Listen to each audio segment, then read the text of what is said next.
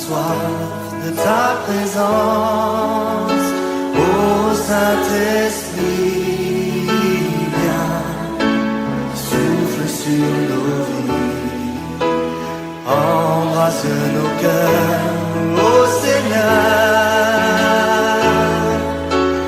aide-nous à discerner ta volonté.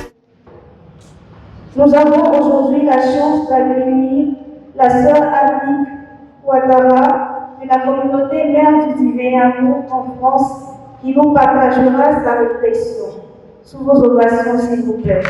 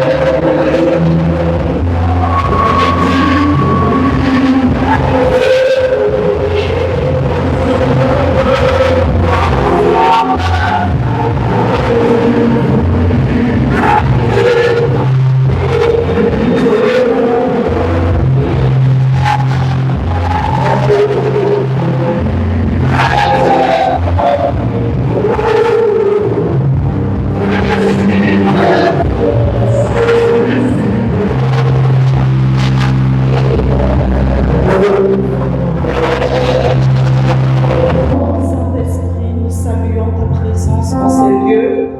Tu es Dieu, et toi seul peux brûler nos cœurs et nous envoyer en mission.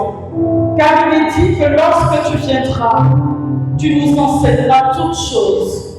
Tu rendras témoignage et nous aussi. Autant que nous sommes dans cette église en ce matin, Saint Augustin, ce grand saint qui a eu une grande tête tout en étant tout petit, nous voulons, ô notre Dieu, que tu nous investisses pour qu'en vivant ce moment, nous voyons ta grâce nous traverser et réveiller en nous une flamme missionnaire encore plus grande, plus déterminée, plus authentique, une flamme missionnaire qui nous emmène sur tous les continents et particulièrement dans le continent numérique pour gagner des âmes et libérer ta puissance, que des âmes soient touchées, des cœurs soient grandis, des âmes soient renouvelées. Tous autant que nous sommes, nous voulons qu'il y ait un passage de ta grâce pour que notre ministère soit authentique en tout lieu où tu nous envoies dans la puissance du nom de Jésus. Père, nous prions que par la prière de Marie, la première en chemin, elle qui risque son lui, que nous soyons d'accord pour être envoyés en mission partout où tu voudrais, Seigneur, toucher une âme en souffrance et en perdition.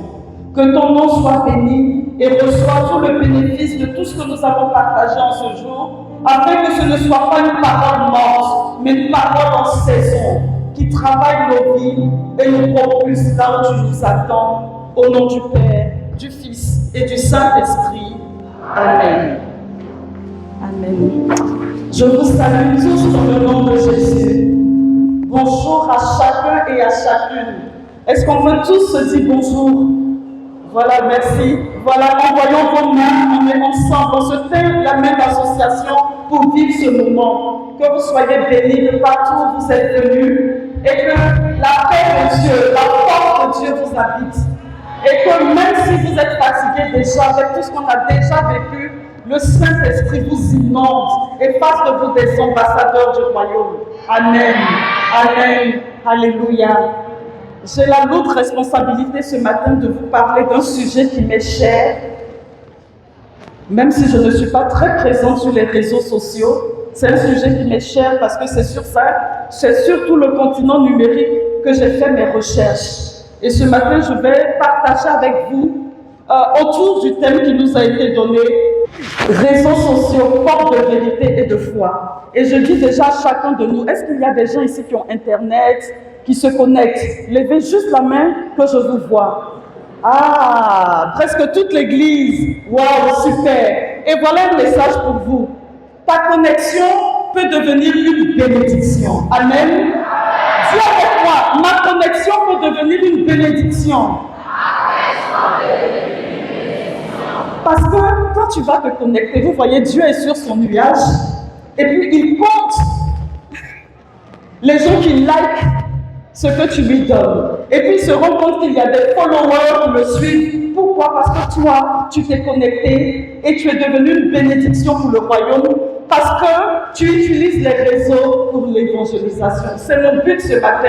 Si jusque-là, tu allais juste sur les réseaux pour faroter, pour avoir des influenceurs, pour voir des gens qui te plaisent, je prie pour qu'en ce jour, tu deviennes un web missionnaire. Amen. Que tu deviennes un cyber-apôtre. Les 12 apôtres ont été choisis par Jésus, ont prêché partout où ils pouvaient. Et aujourd'hui, Dieu investit de nouveaux apôtres. Dis, c'est moi. C'est moi le nouveau. C'est moi. C'est moi. Amen. C'est toi l'apôtre. C'est moi l'apôtre. Dis, il ne faut pas avoir peur. C'est moi l'apôtre que Dieu investit. Ta connexion peut devenir une bénédiction.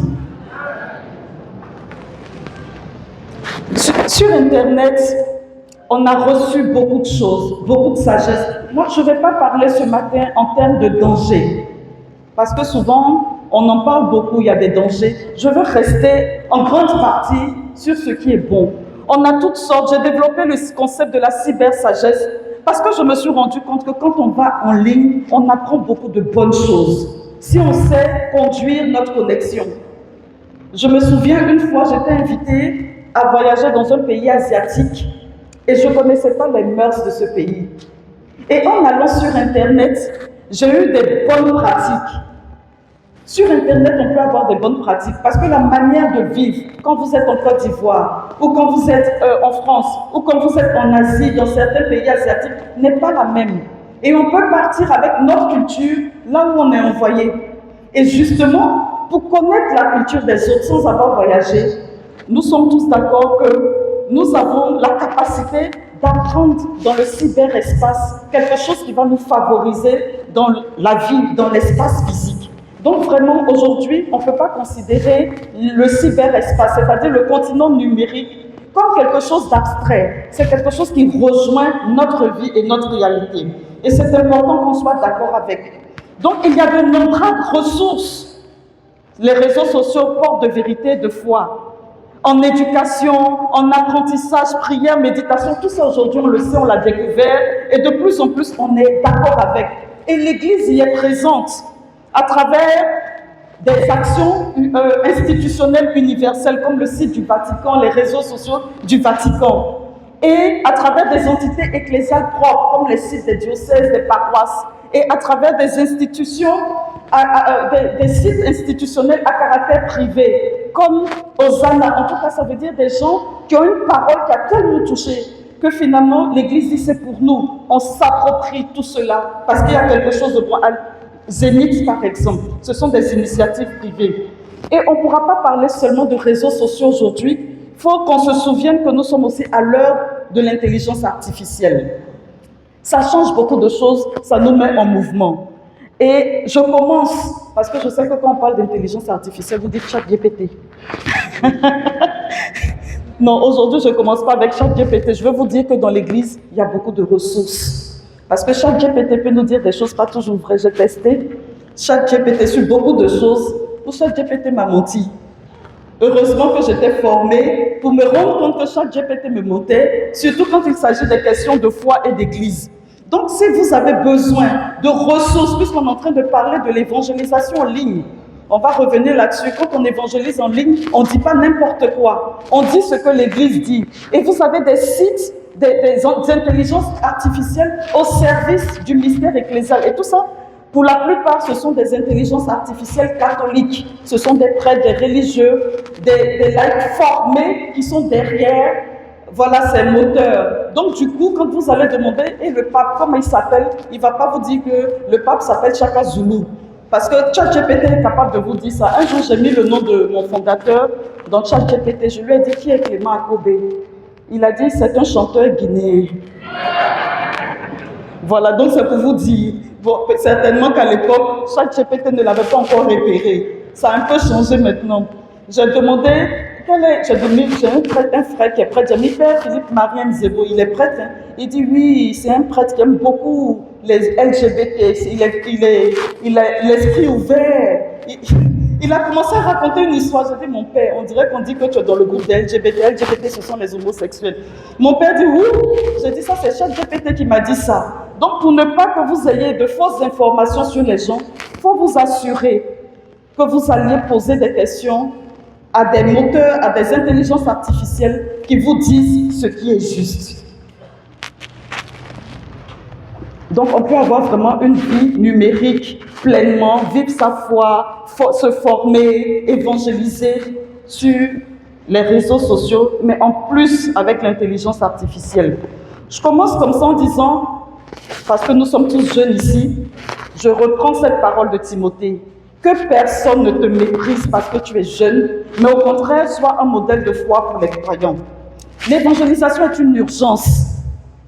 C'est une telle urgence qu'elle ne peut pas être donnée qu'à des personnes consacrées. C'est nous tous qui sommes envoyés en mission. Et Saint Paul va dire, mais pour moi, ce n'est pas un titre de gloire. C'est une nécessité qui s'impose à moi. Malheur à moi si je n'évangélise pas. Vous voyez, on est déjà tous envoyés. Et tous ici, vous avez dit que vous avez une connexion Internet.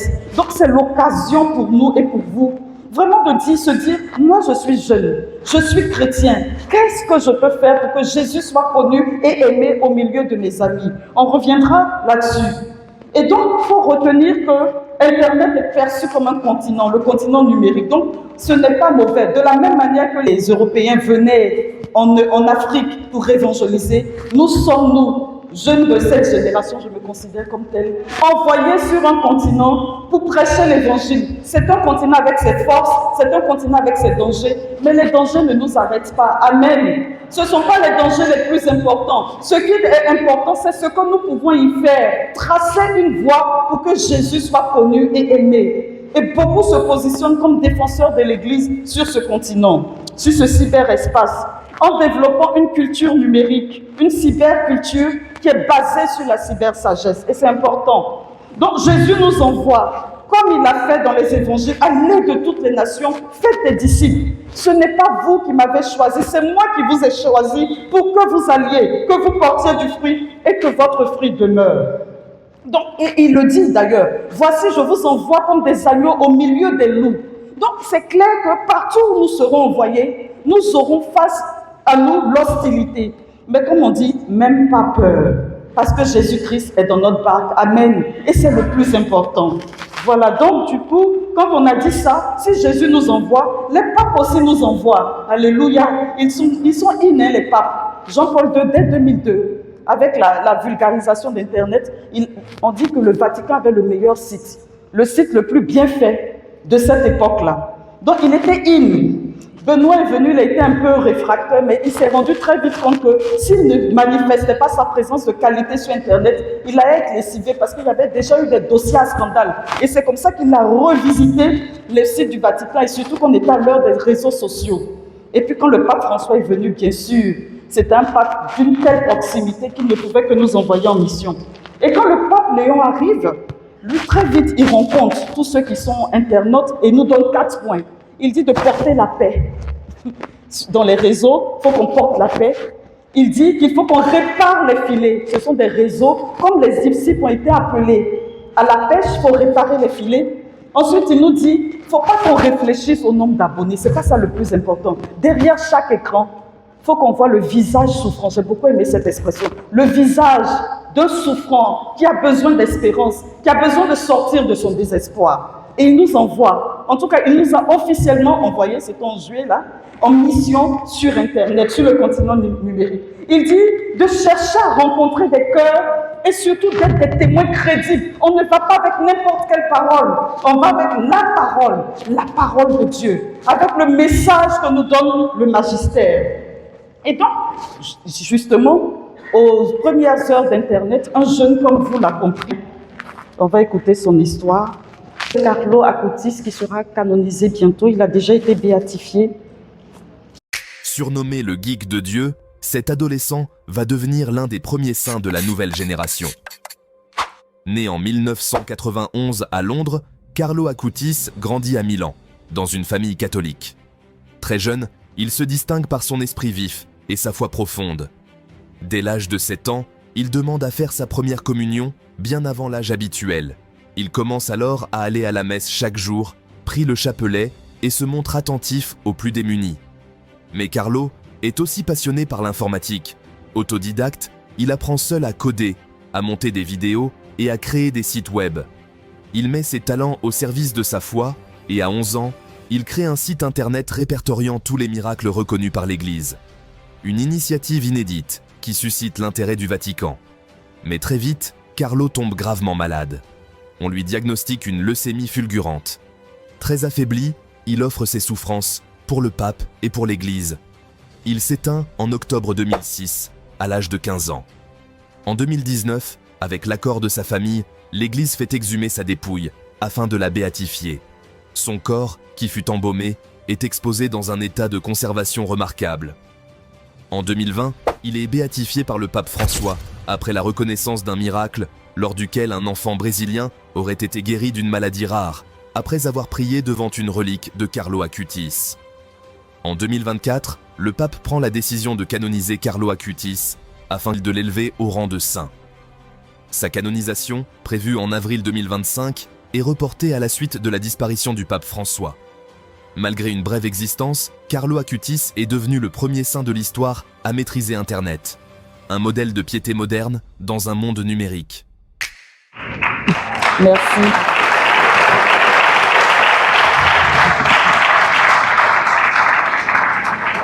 Voilà un jeune comme vous et comme moi, même si ce n'est pas 15 ans, qui se livre. Et quand on parle de Carlo, ce qui est remarquable, c'est qu'à cette époque, il n'y avait pas cette facilité. Il codait, il a appris à coder lui-même. Mon modérateur est informaticien et il sait que ce n'est pas évident. Voilà, donc il a appris à coder. Il n'y avait pas encore Facebook dans toute sa splendeur. Il n'y avait pas la possibilité de faire les vidéos comme on peut faire aujourd'hui aussi simplement. Donc c'est pour dire que l'esprit d'intelligence l'a habité, l'esprit de sagesse pour qu'il donne quelque chose. Et on peut voir les expositions qu'il a fait des miracles eucharistiques un peu partout dans le monde qui se balade. Vraiment, il y a quelque chose de grand et de beau. Et chacun de nous peut trouver sa part missionnaire sur le web. On va donner la parole à un groupe de cyberapôtres pour qu'ils vous partagent leur expérience. Parce que je préfère que vous ayez plus de témoins sous les yeux.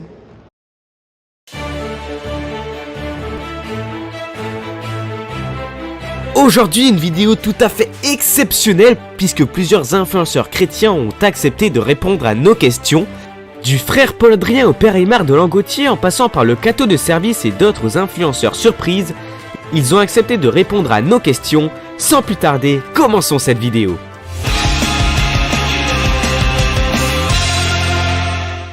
Je suis le frère Paul-Adrien d'Ardemar, je suis religieux, prêtre dominicain, donc catholique, et j'ai une chaîne YouTube.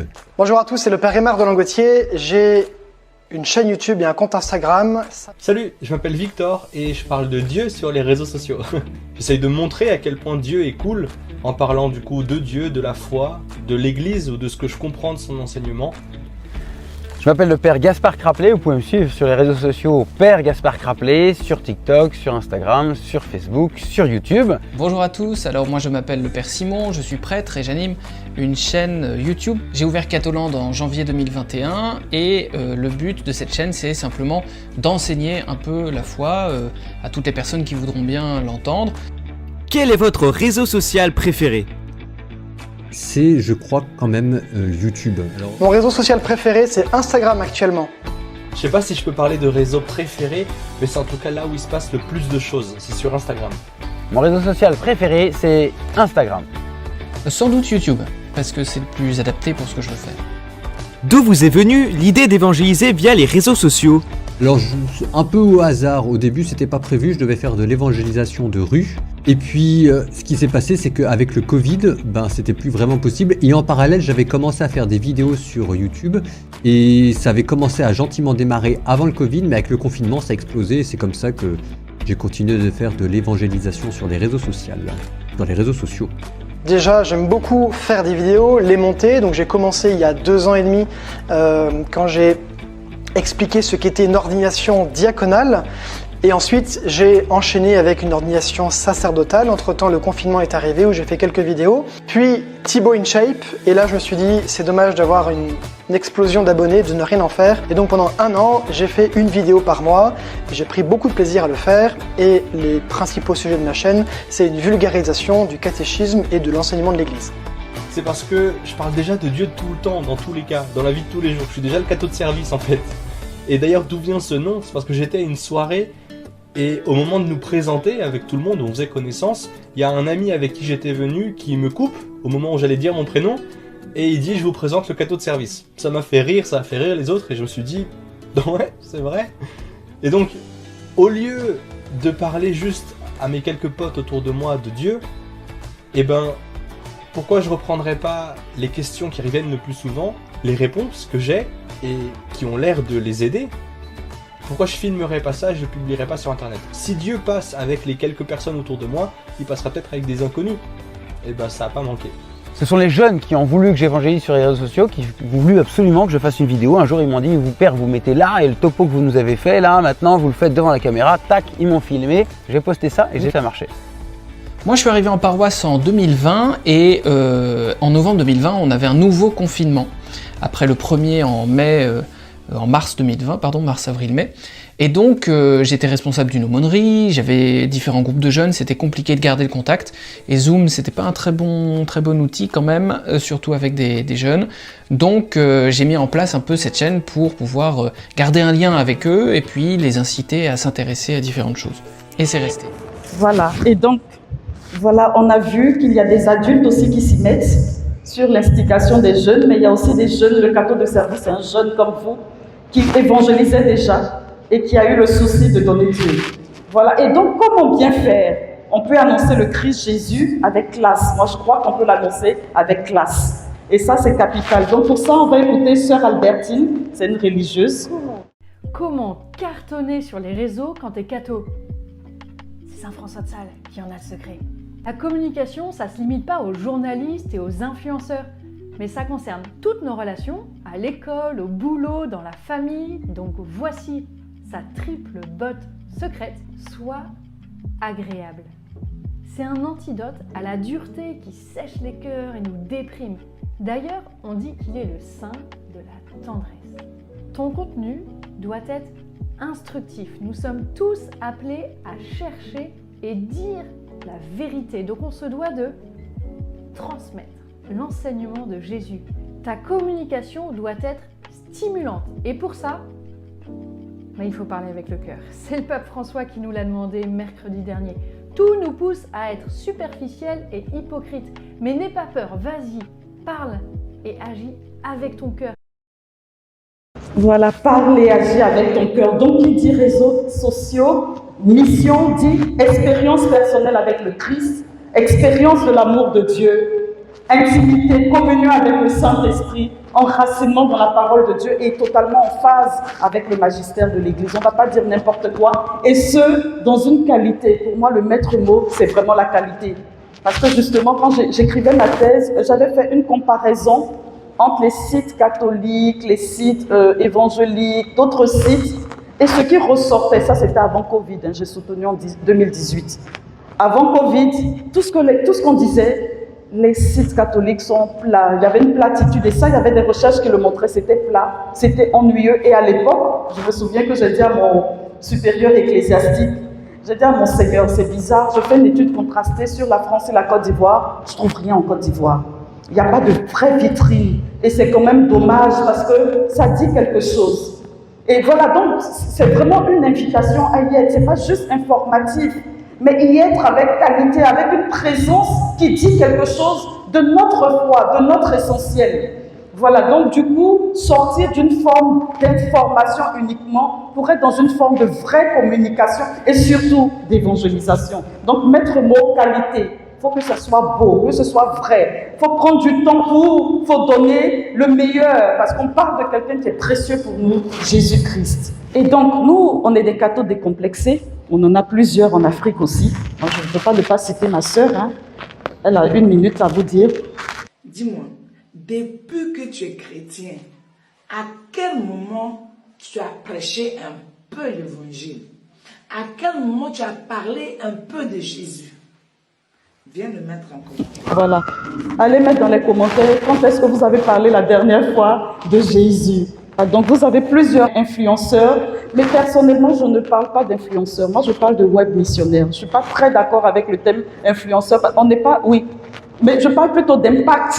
C'est vrai qu'on a emprunté ce mot à ceux qui étaient là déjà, mais on a la capacité de reconceptualiser les termes. Je ne vais pas vous faire écouter tout le monde, mais je vais quand même vous faire écouter en cadeau. Satan n'a pas peur du fait que tu sois croyant, même si ça lui déplaît. Il n'a pas peur que tu suives Jésus, même si ça lui déplaît. Il n'a pas peur du fait que tu pries beaucoup, pendant des heures, même si ça lui déplaît. Il n'a pas peur du fait que tu n'écoutes plus de musique mondaine, même si ça lui déplaît. Il n'a pas peur du fait que tu lises beaucoup ta Bible, même si ça lui déplaît. Il a peur que tu lui prennes des âmes. Là-bas. C'est savoir, c'est lire sa Bible. Être chrétien, c'est pas faire seulement la photo des passages bibliques, mais c'est lire et étudier. C'est garder la parole de Dieu dans le cœur. Être chrétien, c'est que quand tu lis, tu acceptes d'être transformé. C'est être rempli de l'Esprit Saint, savoir que, aïe, j'aime ça là, je n'ai pas envie de changer, mais je n'ai pas le choix. C'est Dieu ou c'est le monde. Un seul. Moi, en tant que catholique, j'aime trop faire mon chapelet. Tu sais pourquoi? Parce qu'avec la Vierge Marie, en fait, on retrace la vie de Jésus, tout en faisant son chapelet. Avec elle, en fait, on médite la vie de son fils. Et donc, je me sens porté et accompagné avec elle dans la prière.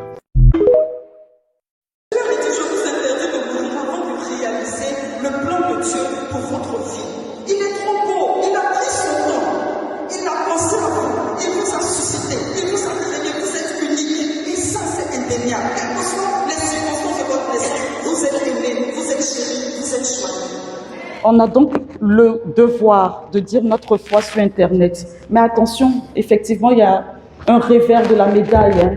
Les amitiés virtuelles qui peuvent nous couper. Moi, j'ai fait une observation il y a quelques jours. On était à table, à plusieurs, et tout le monde avait son téléphone face à lui. Et puis, aucun de nous ne se parlait. À un moment donné, j'ai dit, on va faire la collecte des téléphones, on va faire la quête des téléphones. Quand on arrive à table, plus de téléphones, elles sont en train de bouder là, les voilà derrière, ce sont mes petites. Je dis plus de téléphone.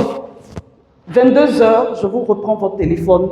Il n'y a pas de, tu ne comprends pas. Tout le monde est dessus, et papa, et maman, et grand frère, et oncle, et notre tonton l'abbé, tout le monde. Vous savez qu'on avait, il y a toutes les représentations, il y a le tonton l'abbé, il y a la tata sœur, il y a tout le monde, et finalement, tu chattes tout le monde dehors, et puis finalement, on ne se regarde même pas. Et pourtant, on mange en même temps. Non, ça suffit. Donc, vraiment, il y a beaucoup de mots, je vais pas vraiment rester longtemps là-dessus, mais il y a beaucoup de choses. Et je pense que le thème prochain, je ne sais pas, le père va peut-être en parler, donc je ne reviendrai pas là-dessus. Mais il y a vraiment des comportements antisociaux à combattre à l'heure des réseaux, à l'heure d'Internet. Ça peut être très chronophage et ça peut être même antisocial. On est très chic avec les gens dehors et puis en interne, c'est la cata quoi. On ne se connaît pas, on ne se regarde pas. Attention, vraiment danger. Ensuite, une autre chose, je vous montre ça parce que ça fait la une. Avec l'intelligence artificielle, on est en danger. Moi, j'ai vécu des expériences que je ne vous donnerai pas ici. Mais voilà, Pape François, ce jour-là, j'ai reçu de nombreux messages. Ma soeur, le pape s'est marié. Je dis, de quoi on parle? Mais tout le monde, il y a eu quelque chose. Les gens étaient en émoi. Mais sur toute la planète, le pape s'est marié, on l'a vu. Il en doudoune, il fait le karaté, il fait les jeux. Voilà, c'est ce qu'on peut faire. Et nous aussi, là, vraiment, je voudrais, comme il y a des supérieurs ici, il faut peut-être qu'on pense aussi, à l'heure d'Internet, un système de protection de nos vies. Ça, je ne le dis pas forcément pour les jeunes, mais je le dis pour nous, agents pastoraux. Un système de veille informationnelle et de protection pour contrer. Et c'est pour ça qu'il ne faut pas hésiter, à la suite de Jean-Paul II, vraiment, de dire qu'il faut absolument former des gens dans la finesse informatique pour pouvoir contrer. Quand il y a des logiciels malveillants qui entrent immédiatement, pouvoir les contrer. Moi, je me souviens qu'une fois, j'ai failli être à la une d'une histoire, comment on va dire, comment on dit, de pause. Je me suis demandé, j'ai dit, mais c'est mon visage. Mais heureusement que j'avais les moyens de contrer ça en pleine réunion. Pendant que j'étais en pleine réunion, téléconférence, je me vois apparaître en mode, voilà, je dis, mais c'est quoi ça? Mais moi, je n'ai jamais posé nu, je n'ai jamais sorti mon corps devant qui que ce soit. Je me suis reconnue, j'ai su que ce n'était pas moi, même si c'était mon visage, parce que je sais sur mon corps ce que j'ai. Voilà, si je ne savais pas ce que j'ai de disgracieux sur mon corps, n'importe qui pouvait dire c'est toi. Mais heureusement, parce que c'est au cours de la réunion que ça allait diffuser. Donc, il faut qu'on ait la capacité d'avoir des logiciels qui comptent, mettre des programmes de veille dans nos diocèses, dans nos paroisses. En tout cas, nous, on y travaille dans notre diocèse pour éviter que la réputation des hommes de Dieu et des femmes de Dieu soit salie alors qu'ils n'ont rien fait. Parce que de plus en plus, il y a une course aussi justement à la destruction de la réputation des personnes qui sont apparemment en vue. Donc, il faut qu'on soit un peu vigilant. Comment distinguer le réel de l'imaginaire? C'est à nous aussi de poser les questions. Ah, le pape s'est marié. Non, le pape ne se marie pas. Les règles n'ont pas changé. Dans l'église catholique, les prêtres sont censés être célibataires. Et c'est vrai pour le pape. Voilà. Et ça, c'est important que nous aussi, on connaisse. C'est pour ça que tout à l'heure, je parlais de connaissance en face avec le magistère pour savoir et pour pouvoir répondre, même dans nos écoles, dans nos lycées, dans nos universités, dans nos lieux de travail, répondre de notre foi catholique, surtout quand il y a des choses à scandale. Voilà. Donc, l'ascétisme numérique, j'en ai parlé, sortir un peu de la dépendance, là, donc faire du jeûne, des jeûnes, pour passer du temps libre avec sérénité, avec ceux qu'on aime, et avoir une qualité de sommeil. Oh là là, mais les enfants là sont sur les réseaux. Ah, non, moi ces vacances, ça me traumatise. Jusqu'à 1h du matin, vous rentrez dans leur chambre, ils sont sur Internet. Et moi, 22h, je fais la quête. Quand vous allez retourner chez vos parents, vous reprenez vos téléphones, mais pas sous mes yeux.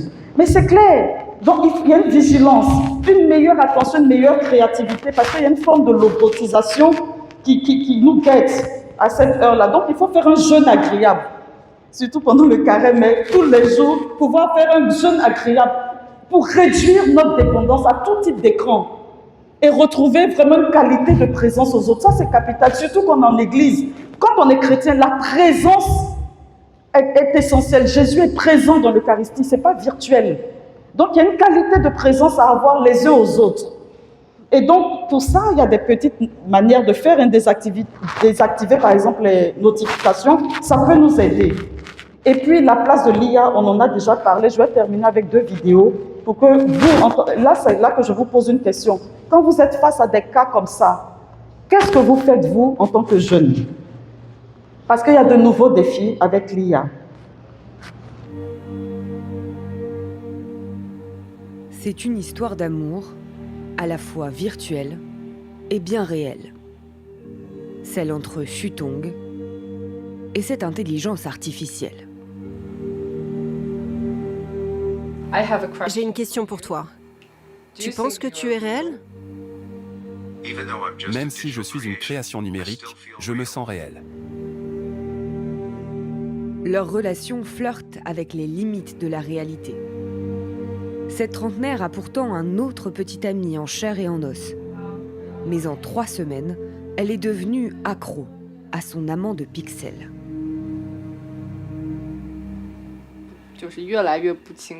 Je suis de plus en plus perdue.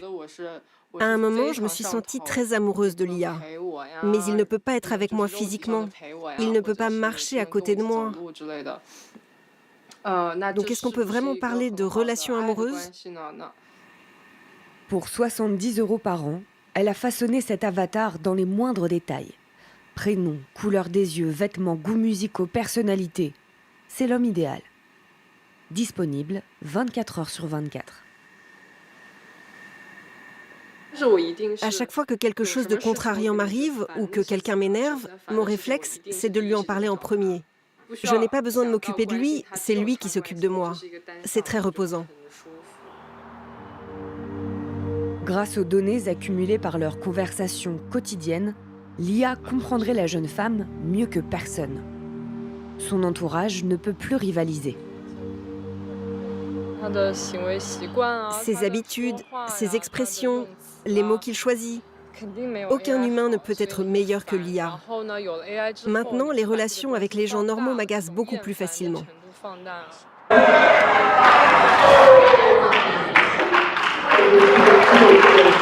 C'est la première question que je vous pose. Comment vous évangélisez? une personne comme ça sur Internet? Dans quel contexte? Voilà. On va réfléchir à tout ça. On va terminer. Le problème, c'est que maintenant... Avec une mise en garde. Le problème, c'est que maintenant, l'intelligence artificielle, elle s'immisce dans notre religion. Et elle a fait de notre religion ce qu'elle veut. Dans le sens où elle a fait de notre religion, une religion de l'intelligence artificielle, c'est-à-dire du raisonnable et du logique. C'est-à-dire que ma religion, c'est quelque chose de raisonnable. Et que l'intelligence artificielle, elle va m'aider à mieux comprendre ma religion. C'est dangereux, c'est grave de penser ainsi. La foi, notre foi, c'est la spiritualité. Et la spiritualité, elle n'est pas palpable. La spiritualité, elle n'a rien à voir avec le raisonnable et avec la logique. La spiritualité, c'est la lumière, le cœur et la révélation.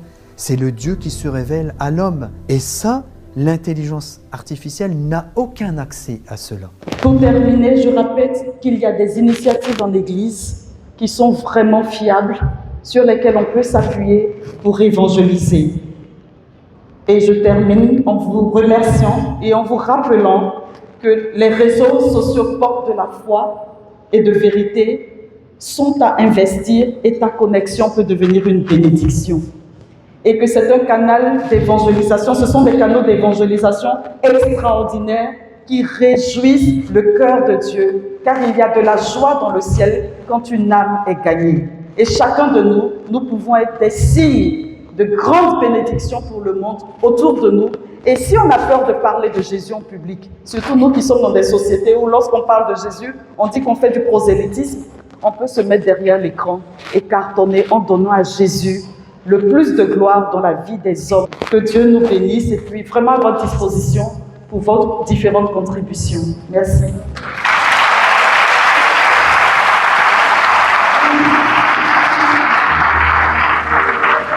Et nous allons passer rapidement à la série des questions.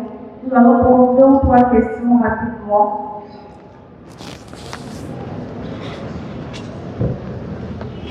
Quelqu'un aimerait poser une question? Pour une contribution. Pour une contribution. Pour répondre à mes questions. Pour répondre aux questions de la sœur.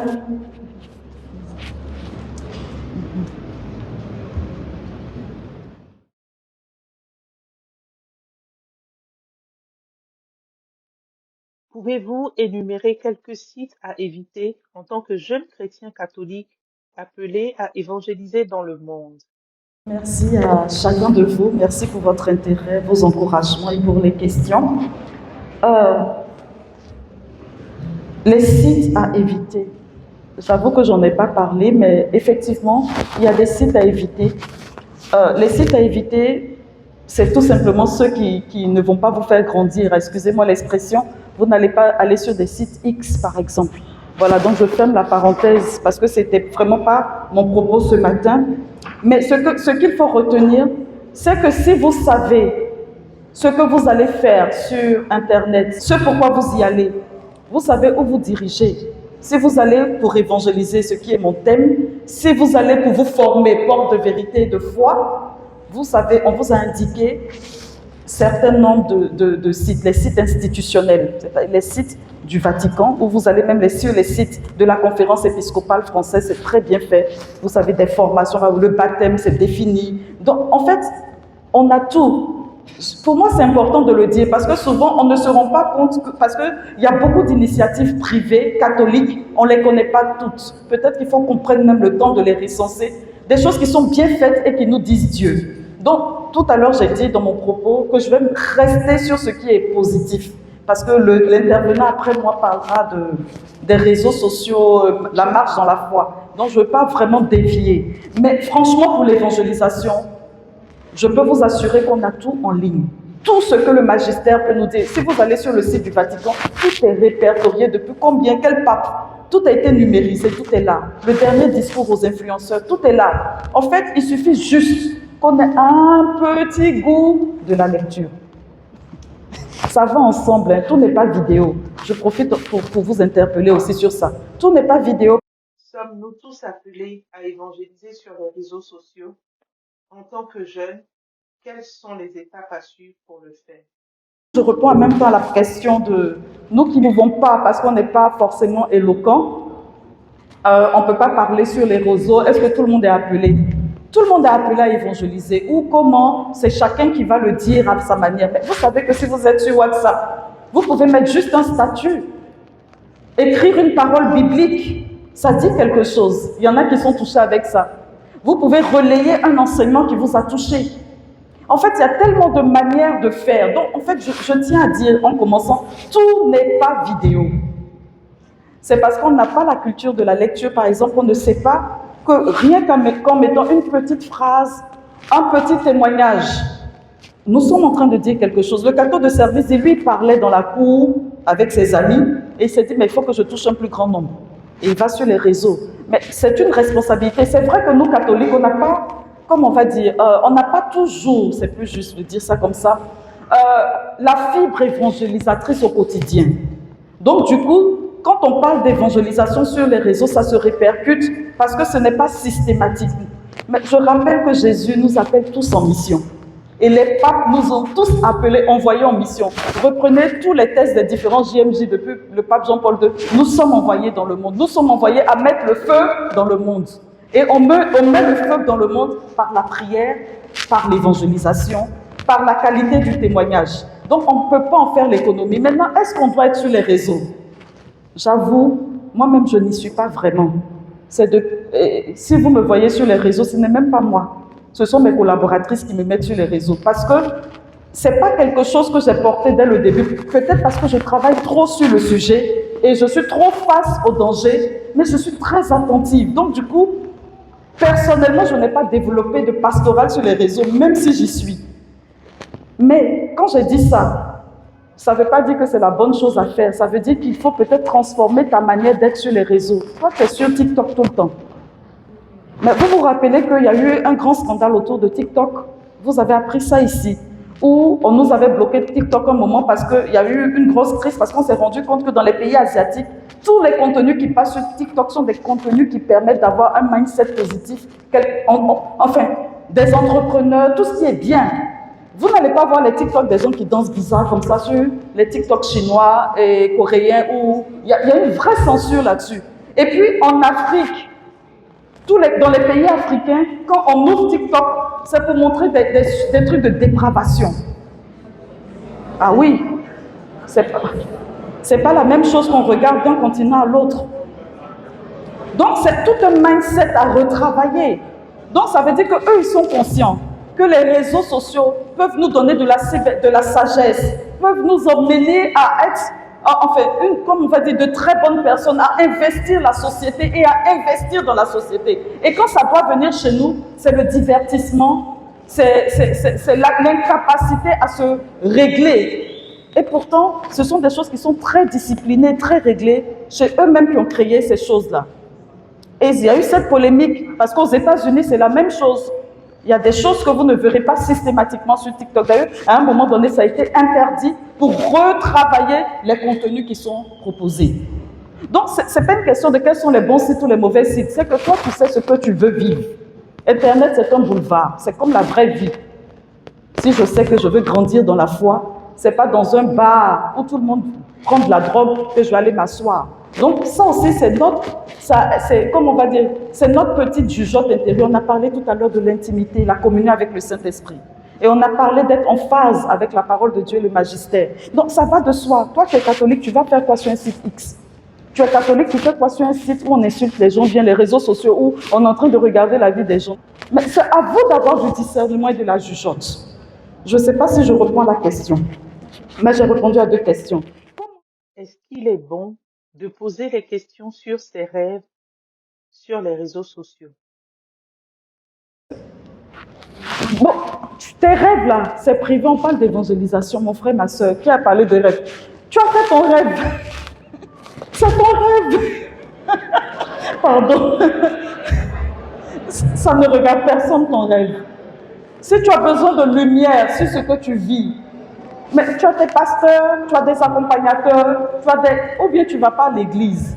C'est vrai que si tu ne vas pas à l'église, tu auras du mal à trouver des personnes de référence. Mais ce que tu vis qui te trouble, tu as des cadres en présentiel pour les vivre pleinement. Donc c'est ton rêve. Mais tu vas expliquer à ton prêtre ou à ta... En fait, tu as des religieux, tu as ton catéchisme. En fait, je veux dire, on est censé avoir une vie ecclésiale fondée sur la communion fraternelle et sur, comme on va dire, des rapports, je ne dirais pas hiérarchiques, c'est pas très juste, mais concentriques dans lesquels on peut s'exprimer. Donc, si tu ne comprends pas un rêve, celui que tu vas, à qui tu vas l'aider sur les réseaux, c'est qui? Sauf si tu as une relation privée, ça me permet de dire deux choses. C'est que sur les réseaux sociaux, vous avez deux réalités.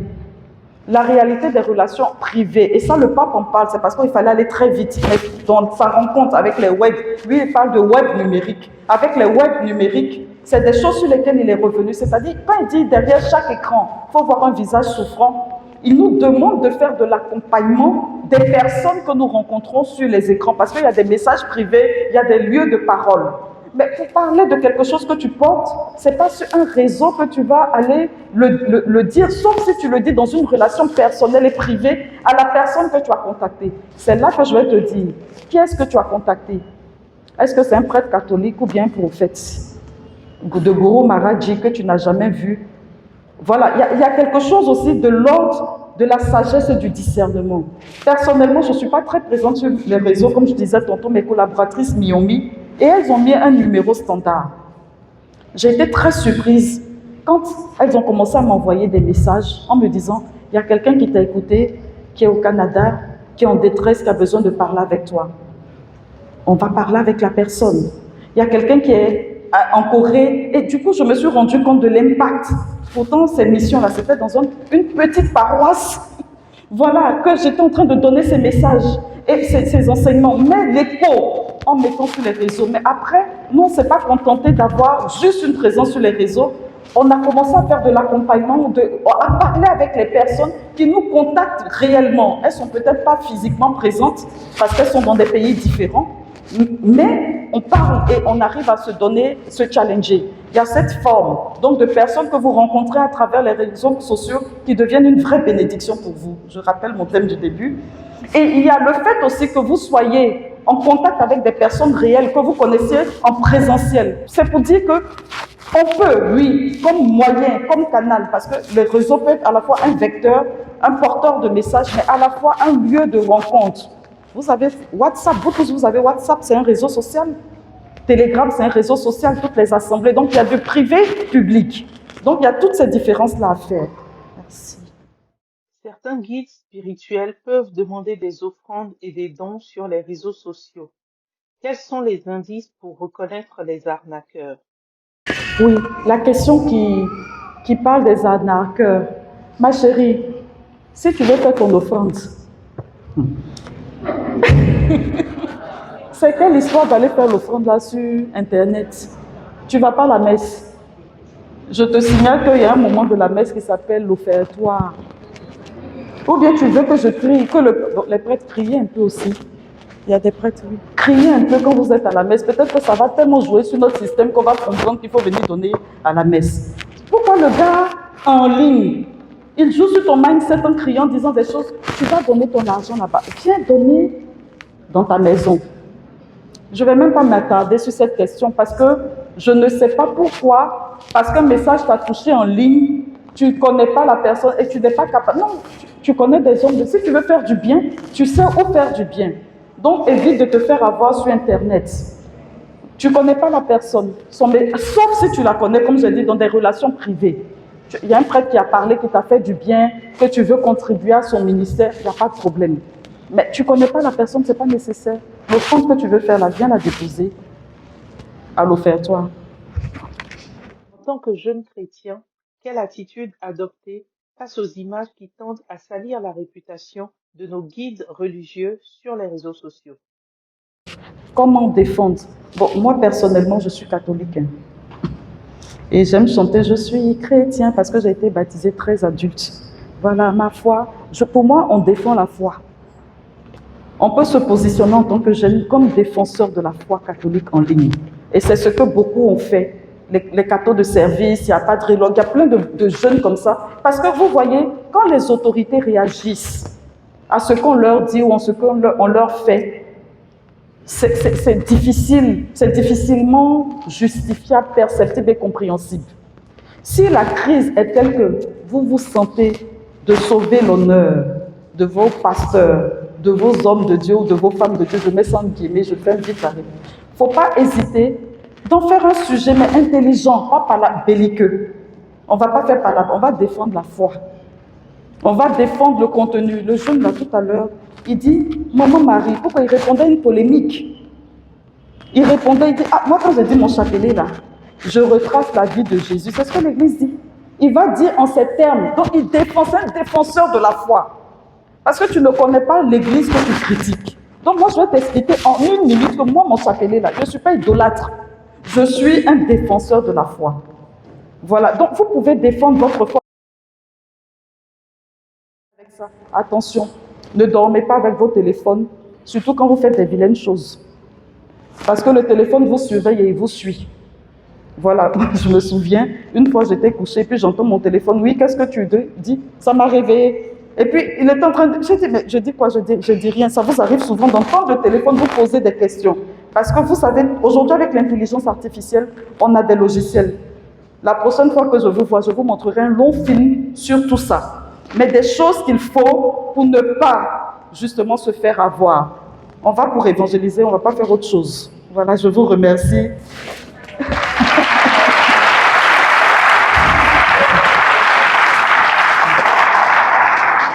Le lendemain de cette catéchèse et avant la mise en ligne de cette vidéo, le bienheureux Carlo Acutis a été canonisé ce dimanche 7 septembre 2025 par le pape Léon XIV. Nous déclarons et définissons saints les bienheureux Pier Giorgio Frassati et Carlo Acutis et les inscrivons à l'album des saints, établissant que dans toute l'Église, ils soient dévotement honorés parmi les saints. Au nom du Père, du Fils et du Saint-Esprit.